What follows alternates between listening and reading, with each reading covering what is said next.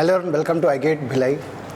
बच्चों, गेट 25 का रिजल्ट आ चुका है और आई गेट से बहुत से बच्चों ने कंप्यूटर साइंस के एग्जाम में बहुत अच्छा परफॉर्म किया है। उनमें से एक टॉपर हमारे बीच में जिनकी रैंक 822 है गेट 25 के अंदर में, इनका नाम है शालिनी, जो शंकराचार्य इंजीनियरिंग कॉलेज के अंदर में फाइनल ईयर की स्टूडेंट है। इनसे मिलते हैं, जानने की कोशिश करते हैं इनकी जर्नी के बारे में, इन्होंने गेट की प्रिपरेशन कब से स्टार्ट की, कैसे अपने आप को मोटिवेट रखा इस प्रिपरेशन में, और फाइनल ईयर में रहते हुए फर्स्ट अटैम्प्ट में उन्होंने एक अच्छी रैंक प्रोड्यूस कर ली है। इनका जो ब्रांच है वो आईटी ब्रांच है शंकराचार्य कॉलेज के अंदर में। शंकराचार्य यहाँ का एक लोकल कॉलेज है, इंजीनियरिंग कॉलेज है। शालिनी, सबसे पहले आपको बहुत बहुत बधाई। Thank you sir. शालिनी, सबसे पहले हम ये जानना चाहते हैं कि आपका फैमिली बैकग्राउंड क्या है और कहाँ के रहने वाले हैं आप? जगदलपुर छत्तीसगढ़ से ही रहती हूँ मैं, और मेरे पापा टीचर हैं और मम्मी हाउसवाइफ। ओके, तो आपकी स्कूलिंग कहाँ से हुई है 12 तक? जगदलपुर में। तो आपने पूरी स्कूलिंग जगदलपुर में की है? जी।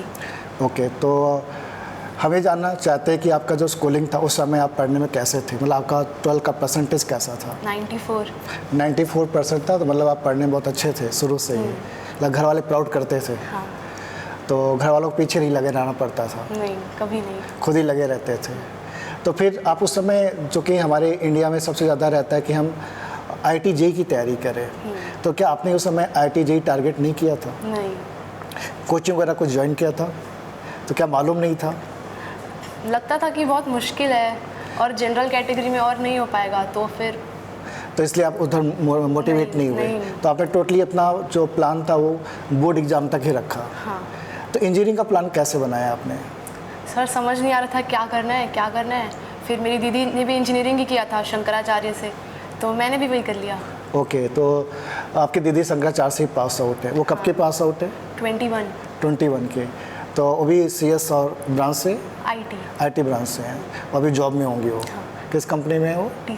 TCS में है। तो फिर तुम्हारा क्यों ऐसा प्लान नहीं बना कि क्यों ना मैं भी दीदी की तरह जॉब चली ले लेती हूँ फाइनल ईयर में? गेट क्यों करने का मन बना? क्योंकि IIT JEE का बैकग्राउंड नहीं था, ठीक है। आपने यहाँ पर, हमको लगता है आपका परसेंटेज के बेसिस पे एडमिशन हो गया होगा BIT शंकरा के अंदर में, और फिर आपने PT हुआ था उस समय? हाँ। तुम लोग PT दिए थे? हाँ। ओके, तो आपका PT दिया था, PT के थ्रू आपने एडमिशन ले लिया शंकरा के अंदर में। तो फिर कब मन बना कि हमें गेट करना चाहिए? कौन बताया आपको गेट के बारे में? मेरी दीदी ने ही सजेस्ट किया, क्योंकि दीदी का ऐसा था कि उसको उतना पढ़ना नहीं था आगे, तो फिर उसने मुझे बोला कि तू पढ़, क्योंकि तू अच्छा पढ़ती है। तो मेरे को भी लगा कि लाइफ में अभी तक किसी भी चीज़ में मेहनत नहीं करी हूँ मैं ज़्यादा, तो मेरे को लगा किसी में तो करना चाहिए, तो फिर मैं गेट ज्वाइन कर ली तुरंत। तो गेट ही क्यों चूज़ किए? और भी तो ऑप्शंस रहते हैं ना, कि आप कैट की तरफ जा सकते हो, आप GRE की तरफ जा सकते हो, गेट ही ऑप्शन क्यों चूज़ किया आपने? क्योंकि मेरे को MTech ही करना था, मेरे को बेस्ट वही लगा। मतलब आपका मन टेक्निकल में ज़्यादा अच्छा? हाँ, और बाकी बहुत कॉस्टली भी हो जाता है। ओके, तो आपका टेक्निकल में मन था, और आपका ये था कि फाइनेंशियली भी गेट में कम फीस लगती है, तो फाइनेंशियली भी हेल्प हो जाएगी, मतलब बहुत ज़्यादा बर्डन नहीं आएगा। तो ये आपका मतलब मेन टारगेट था। तो गेट कब से सोचा आपने और कब कोचिंग ज्वाइन किया आपने? मैं अपने 4th सेमेस्टर में कोचिंग ज्वाइन कर ली थी। मैं 3rd सेमेस्टर में भी आई थी, पर फिर मेरे को लगा कि एक सेमेस्टर बाद ज्वाइन करना चाहिए, तो मैं 4th सेमेस्टर में ज्वाइन कर ली थी। और स्टार्टिंग के कोचिंग ही क्यों आपने चूज़ किया? ऐसा क्यों नहीं सोचा कि चलो सेल्फ स्टडी करके कर लेती हूँ मैं? सर सेल्फ स्टडी से नहीं होता। उस समय ऑनलाइन क्लासेस भी बहुत थी, चूँकि मार्केट बहुत सारी ऑनलाइन क्लासेस भी अवेलेबल है, तो ऑनलाइन की तरफ क्यों नहीं गए? IGT ही क्यों चूज़ किया आपने? सर क्योंकि ऑफलाइन आके पढ़ने में ज़्यादा मज़ा आता है, और प्लस सब कुछ एक साथ मिल जाता है ना, तो ज़्यादा ढूंढना नहीं पड़ता इधर उधर। सिस्टमेटिक प्रिपरेशन हो जाती है, और यहाँ पे ऑफलाइन भी है, रिकॉर्डेड भी है, ऑनलाइन भी है। तो आप सबसे ज़्यादा किसको प्रेफर करते थे? ऑफलाइन। लेकिन मैं देखता था वीडियो भी बहुत देखते रहते थे, तो दोनों मतलब कॉमन में यूज़ किया आपने। तो आपने अपना जर्नी के बारे में थोड़ा सा बताइए, कैसे आपने सब्जेक्ट को स्टार्ट किया, किस में आपने पढ़ाई किया, और कब तक आपने सिलेबस कवर कर लिया, और प्री फाइनल ईयर में 6th सेमेस्टर में भी क्या आपने गेट लिखा था? हाँ, तब मैं सिर्फ क्वालिफाई हुई थी। तो मतलब आप फिर प्री फाइनल ईयर में क्वालिफाई हो गए थे, लेकिन सब्जेक्ट सारे कंप्लीट नहीं हुए थे? आधे ही हुए थे। 50% हो गए थे, तो 50% आपने इस साल किया।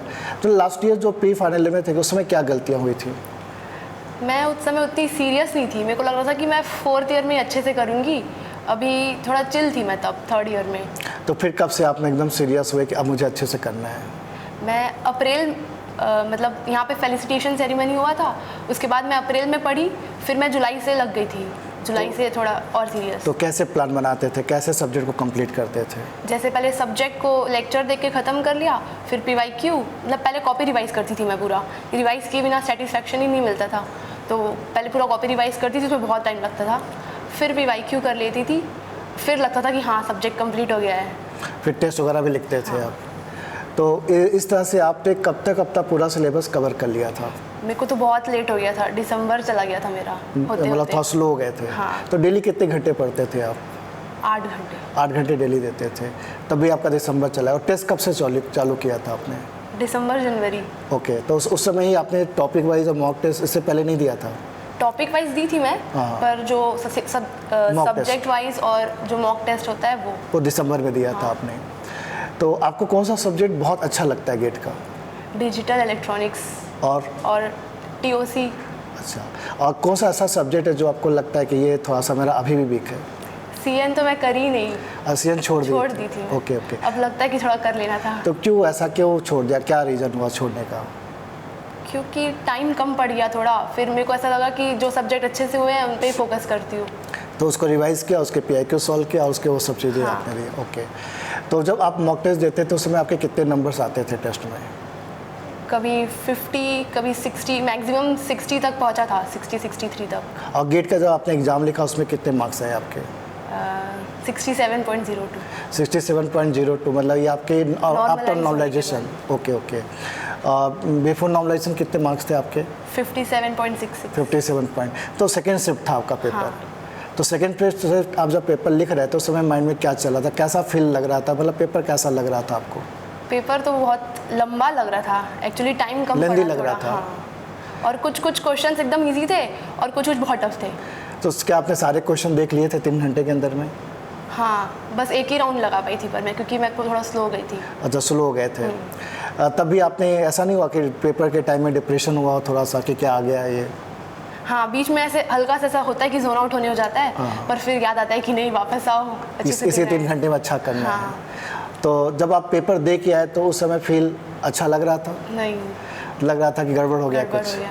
तो लेकिन रिजल्ट आने के बाद ठीक था। रिजल्ट आने के बाद अच्छा लगा आपको? अपने रैंक पे मतलब 822 जो रैंक आई, तो उससे आपको खुशी मिली? एकदम ज़्यादा तो नहीं बोल सकती, क्योंकि सबको चाहिए होता है कि उनका 500 के अंदर आए तो अच्छा लगे। और घर वालों का फीलिंग कैसा था? घर वाले तो खुश थे कि चलो ठीक है, फर्स्ट टाइम में आपने ठीक किया है। तो बच्चों, जैसे आपको मालूम है सेकेंड शिफ्ट थोड़ा सा पेपर इस बार डिफ़िकल्टी लेवल उसकी थोड़ी सी हाई थी, तो जिसकी वजह से बच्चे अच्छा परफॉर्म कर सकते थे। चूँकि दोनों पेपर बैलेंस नहीं थे तो थोड़ा सा डिस्टर्ब हुआ लोगों का माइंड, और शायद कहीं ना कहीं नुकसान हुआ, दोनों शिफ्ट को नुकसान हुआ है, क्योंकि फर्स्ट शिफ्ट में नंबर्स घटे हैं और सेकेंड शिफ्ट में नंबर्स बढ़े हैं। तो जैसा आप देख पा रहे हैं कि आप शालिनी ने बताया आपको कि इन्होंने 4th सेमेस्टर से ज्वाइन कर लिया था, लेकिन प्री फाइनल ईयर में उतना ज़्यादा सीरियस नहीं थे, लेकिन तब भी उन्होंने 50% सिलेबस कवर कर लिया था, गेट क्वालिफाई कर लिए थे। फिर फाइनल ईयर में उन्होंने फिर से लगे और कोशिश किया सारे सब्जेक्ट को कंप्लीट करने का, लेकिन एक आध सब्जेक्ट का छूट गया, जैसे इन्होंने बताया CN। उसके बावजूद भी इन्होंने 822 रैंक जनरेट कर लिया है। तो आपको अपनी जर्नी में सबसे अच्छा क्या लगा इस 2 साल की जर्नी में?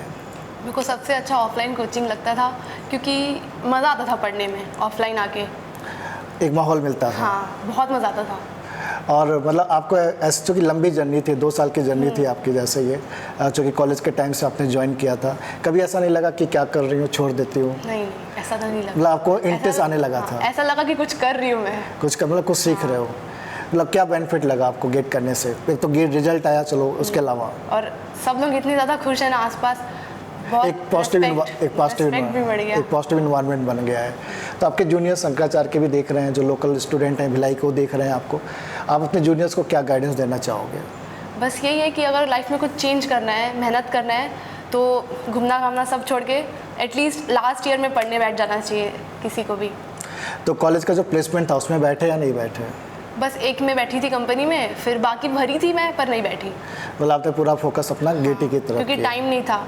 पापा बहुत डांटे, बहुत ज़्यादा। पर फिर मेरा था कि नहीं, मेरे को गेट ही करना है। तो उन लोग बोले, पापा भी बोले कि ठीक है जा। अच्छा, गेट करो अच्छे से। तो फिर आपके जो जूनियर्स देख रहे हैं, इनको और क्या गाइडेंस आप देना चाहेंगे जिससे ये भी फाइनल ईयर में बहुत अच्छा परफॉर्म करें? मतलब किन बातों का ध्यान रखें ये लोग अपनी जर्नी में? PYQs अच्छे से बनाने हैं, और ज़्यादा टेस्ट देंगे तो ज़्यादा एक्सपीरियंस होता है। मैं भी बहुत कम टेस्ट दी थी, इसलिए कहीं ना कहीं मेरा प्रिपरेशन भी थोड़ा सा लैग कर गया। तो यही है कि अच्छा टेस्ट और ज़्यादा क्वेश्चंस बनाने हैं और कंसिस्टेंट रहना है। हाँ, सर से कांटेक्ट में रहना है और कंसिस्टेंटली आपको क्लासेस अटेंड करना है, प्रॉपर नोट्स बनाने, PIQ सॉल्व करने, टेस्ट देने हैं, ठीक है। आप ऐसा नहीं था, ये लोग नहीं घूमते टहलते थे, ये भी एंजॉय करते थे, लेकिन पढ़ाई भी साथ में करते थे। पढ़ाई करना सबसे ज़्यादा ज़रूरी है, जिससे कि आप फाइनल ईयर में एक अच्छा रैंक प्रोड्यूस कर सकें और थोड़ा सा स्टेबल लगे आपको, यार लाइफ में मैंने कुछ अचीव किया हुआ है। सालनी, ऐसा कुछ जो मैं नहीं पूछ पा रहा हूँ या हो सकता है मेरे माइंड में ना हो, लेकिन तुम बताना चाह रही हो यहाँ पर, तो बता सकते हो। हाँ सर, बहुत सारे लोग ऐसे कंफ्यूज रहते हैं कि गेट का करे कि प्लेसमेंट का करे। इनफैक्ट मेरा जब गेट का रिजल्ट आया ना, तब मेरे से भी 2-3 जूनियर्स लोग पूछे कि मैं पढ़ तो रही हूँ पर डर लग रहा है कि अगर गेट भी नहीं हुआ, प्लेसमेंट भी नहीं हुआ तो क्या करेंगे। तो उन लोगों के लिए बस यही है कि रिस्क तो लेना ही पड़ता है थोड़ा ना थोड़ा। तो अगर रिस्क लोगे तो लाइफ एकदम बन जाएगी और तुम्हारा गेट में निकल जाएगा, तो फिर सेट ही है लाइफ। तो बिल्कुल यार, रिस्क नहीं है ये, आप लर्निंग प्रोसेस में हैं, क्योंकि आप गेट पढ़ रहे हैं, कहीं ना कहीं आप सब्जेक्ट को डेप्थ में पढ़ रहे हैं, अंडरस्टैंडिंग उसकी बढ़ रही है। वो नॉलेज क्या आपको कहीं और मिल रहा है, नहीं मिल रहा है, तो बेटर है कि आप सब्जेक्ट में अपना फोकस बनाइए। और कॉलेज का प्लेसमेंट, जैसा उन्होंने बोला कि बहुत सारे बच्चे कंफ्यूज रहते हैं कि प्लेसमेंट करूं, कोडिंग करूं या गेट करूं, गेट में नहीं होगा तो क्या होगा। यदि आपके सब्जेक्ट अच्छे हैं, टेक्निकल सब्जेक्ट अच्छे हैं और आपको मालूम है गेट में एप्टीट्यूड भी होता है, आपके कॉलेज का प्लेसमेंट के अंदर में क्या राउंड्स होते हैं, आपके कॉलेज के प्लेसमेंट के अंदर में एप्टीट्यूड फर्स्ट राउंड होता है, टेक्निकल इंटरव्यू होता है। बस आपको थोड़ा सा कोडिंग करना, अपनी इंग्लिश अच्छी करनी है। यदि आपने गेट प्रॉपरली किया हुआ है तो कॉलेज का प्लेसमेंट भी आप लगा सकते हैं, और लगाएं। ऐसा नहीं है, गेट के अंदर बहुत सारे बच्चे कॉलेज के प्लेसमेंट भी को निकालते हैं और प्लस गेट भी निकालते हैं। बस आपको टाइम देने की ज़रूरत है, सेटिंग करने की ज़रूरत है, और ये हैबिट में लाना पड़ेगा, ठीक है। तो यदि ये सब चीज़ों को आप हैबिट में ला लेंगे, सेटिंग कर रहे हैं, टाइम दे रहे हैं, एनालाइज कर रहे हैं प्रॉपरली चीज़ों को, तो गेट निकालना कोई बड़ी बात नहीं है, क्योंकि हर साल बच्चे IGATE से बहुत अच्छा परफॉर्म कर रहे हैं। सालनी, बहुत अच्छा लगा आपसे बातचीत करके, और आपके जूनियर्स आपसे कनेक्टेड रहेंगे, उनको प्रॉपरली गाइड करते रहिए, जो किसी को लोग भी अपनी लाइफ में अच्छा परफॉर्म करें। ऑल द बेस्ट आपको, बच्चों, आपको भी all the best. Bye bye.